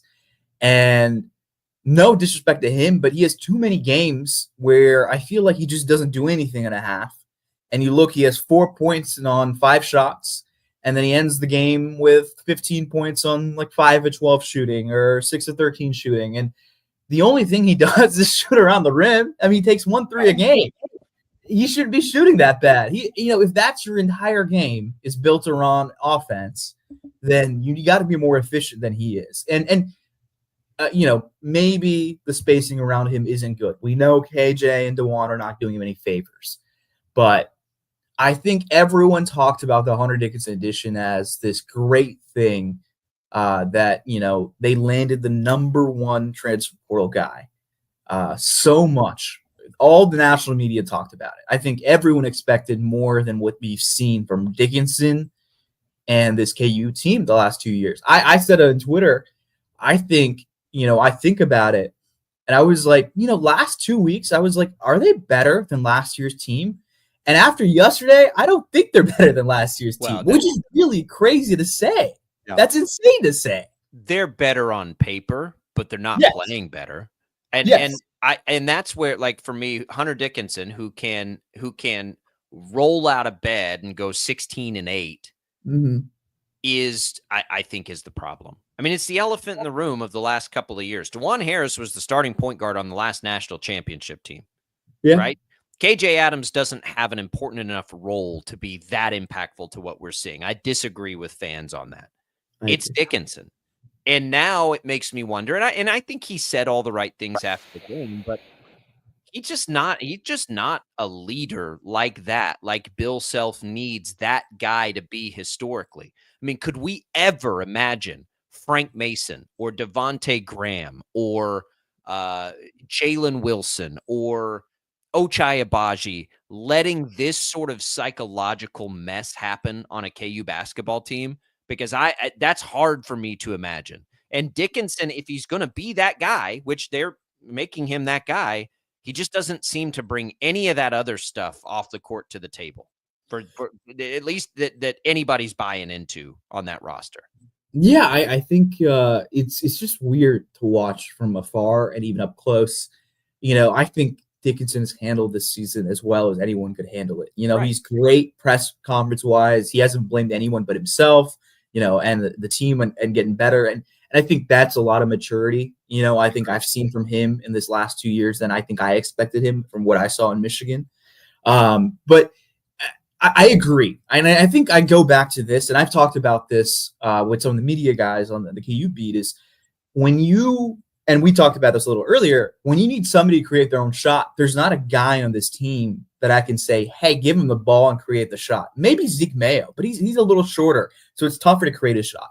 And if Hunter Dickinson is your number 1 scorer, number 1 offensive guy outside of Zeke Mayo, the issue becomes his kind of space that he takes up in the post, the little dribble, back down, baby hook that he does.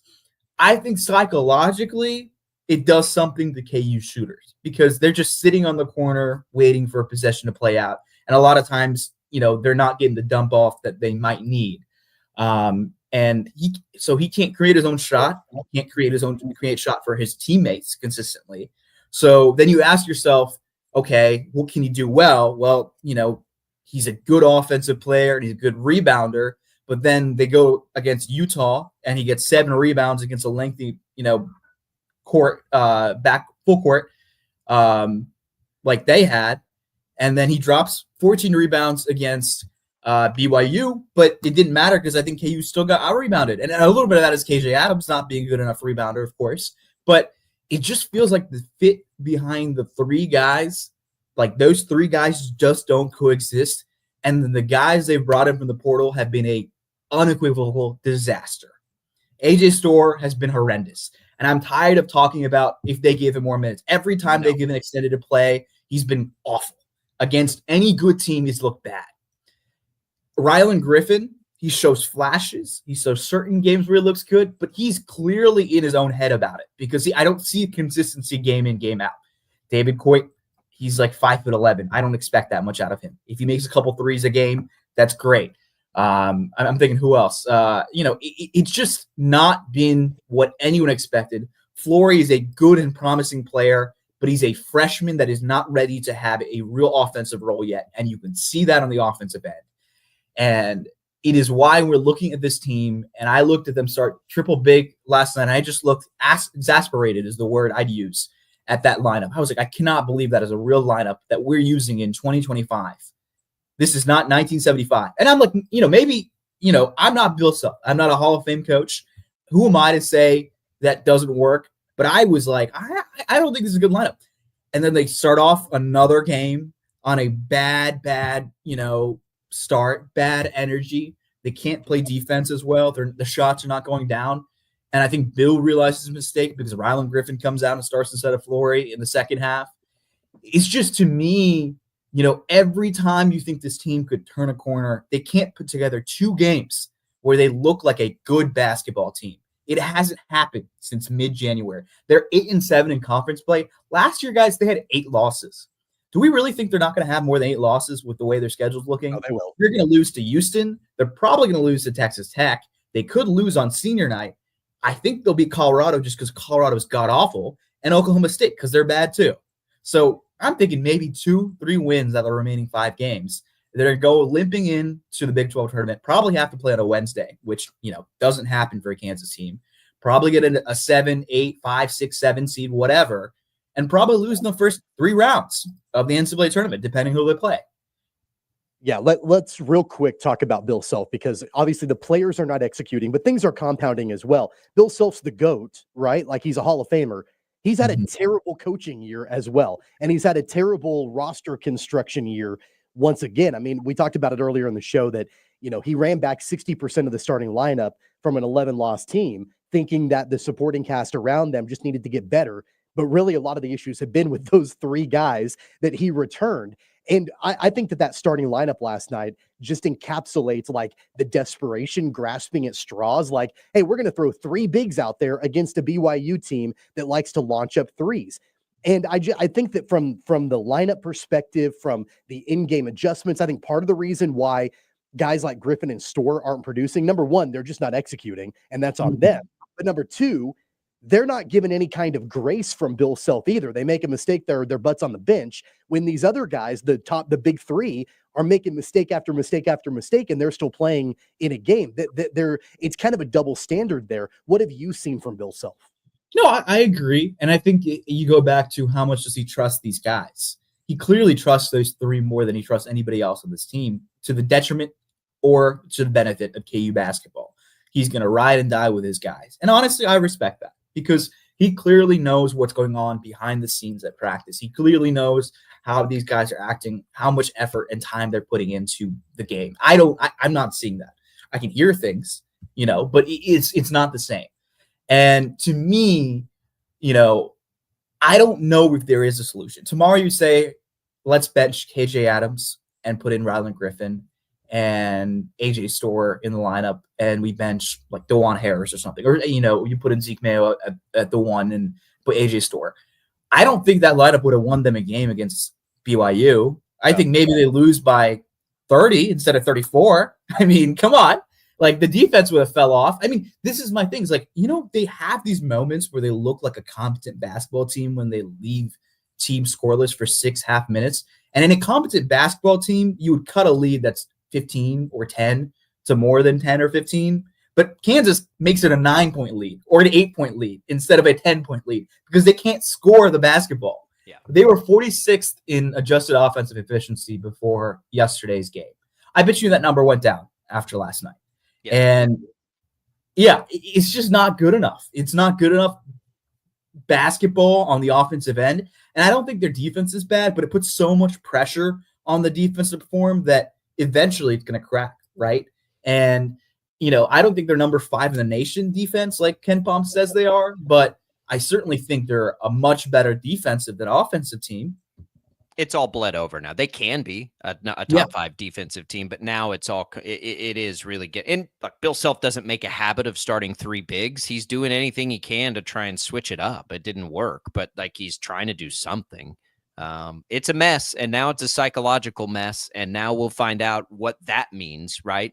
And I guess in the next game, we'll see how this team responds. I'm not sure their DNA is to respond the way they're going to have to respond, because we've never seen that from this particular mix of players. So follow Shreyas' work at the KC Star on X, all the places. Shreyas, we appreciate it. What a mess. What a mess. Thanks for having me. I think they'll respond, but it's Oklahoma State, so it doesn't matter. I've said this before. They're going to be a bad team. Respond against, anybody, anything, any response. I don't care what it is. I don't buy it. To me, it doesn't matter how they play at home. They're going to win games at home more often than not, just because that's the Fieldhouse magic. And they're probably going to beat Colorado because Colorado's got awful. They're going to lose to Texas Tech probably. They're going to definitely lose on the road to Houston. And their senior year streak of 20+ years of winning on senior day is probably in jeopardy. They'll get it. All right, Shreyas, we're right.